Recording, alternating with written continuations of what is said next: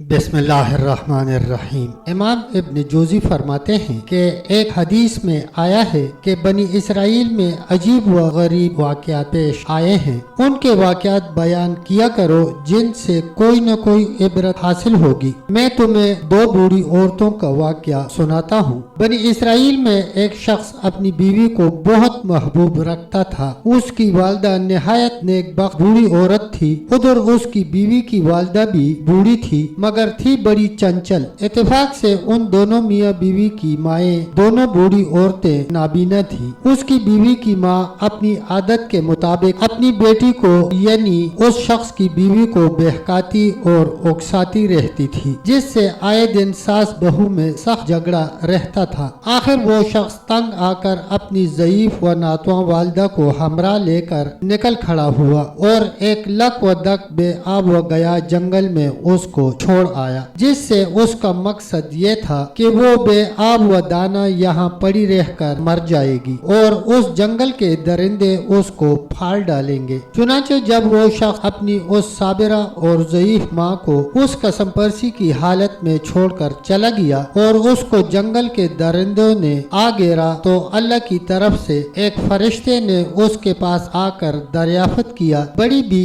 یہ جو آوازیں آ رہی ہیں کیسی ہیں؟ ضعیفہ نے کہا، بہت اچھی آوازیں ہیں، اونٹ گائے بکریاں بول رہی ہیں۔ یہ سن کر فرشتے نے کہا، بہتر ہے، انشاءاللہ ایسا ہی ہوگا۔ یہ کہہ کر فرشتہ تو چلا گیا۔ اب صبح ہوئی تو کیا دیکھتے ہیں کہ تمام جنگل اونٹ گائے بکریوں سے بھرا ہوا ہے۔ اگلے روز اس کے بیٹے کو خیال آیا کہ چل کر دیکھوں تو صحیح آخر بوڑھی ماں پر کیا گزری۔ غرض جب بیٹے نے جا کر دیکھا تو ماں کے قریب تمام جنگل اونٹ گائے اور بکریوں سے بھرا ہوا ہے، جس کو دیکھ کر اس نے حیران ہو کر اپنی والدہ سے معلوم کیا کہ اماں آخر میں یہ کیا دیکھ رہا ہوں، بتاؤ تو ماجرا کیا ہے؟ ماں نے کہا، بیٹے تو نے میری نافرمانی کی اور اپنی بیوی کی اطاعت کی، اللہ نے مجھے میرے صبر کا پھل دیا ہے۔ اپنی والدہ کی یہ گفتگو سن کر وہ شخص بہت نادم و شرمندہ ہوا اور اپنی والدہ کو اس عطائے خداوندی کے ساتھ گھر لے آیا۔ اب کیا تھا، اس کی بیوی کو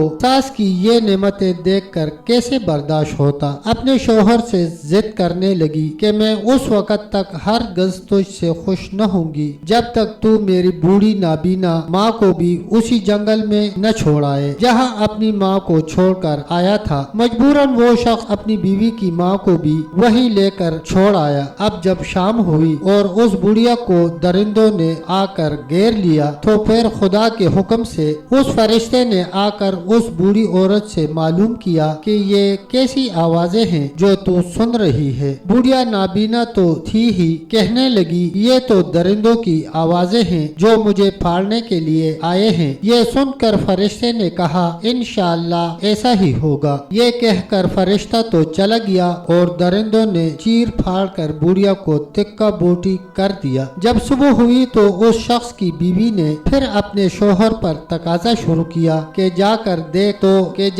دیکھ تو میری ماں پر کیا گزری اور اس نے کیا کچھ جمع کیا، کیونکہ اس عورت کا خیال تھا کہ شوہر کی ماں کی طرح میری ماں نے بھی اسی طرح مویشی جمع کر رکھے ہوں گے، مگر جب اس شخص نے وہاں جا کر دیکھا تو کیسے مویشی؟ بڑھیا سے جنگل تو کیا جہاں بھی خالی ہو چکا تھا، اس کا کہیں نشان بھی نہ پایا، کیونکہ اس کا تو رات ہی کو کام تمام ہو چکا تھا۔ جہاں تہاں ٹوٹی پھوٹی ہڈیوں کے سوا کچھ بھی نہ پایا، جو جمع کر کے اس نے اپنی بیوی کے سامنے لا کر رکھ دیا اور بیوی ان کو دیکھ کر اپنے خیال کی غلط تعبیر سے حیران رہ گئی۔ آخر اس غم میں گل گل کر وہ خود بھی مر گئی۔ بے شک حسد و بغض کا نتیجہ ایسا ہی ہوتا ہے۔ دوستو تب تک اتنا ہی، ملتے ہیں انشاءاللہ ایک اگلی ویڈیو کے ساتھ، تب تک کے لیے اللہ حافظ، اللہ نگہبان۔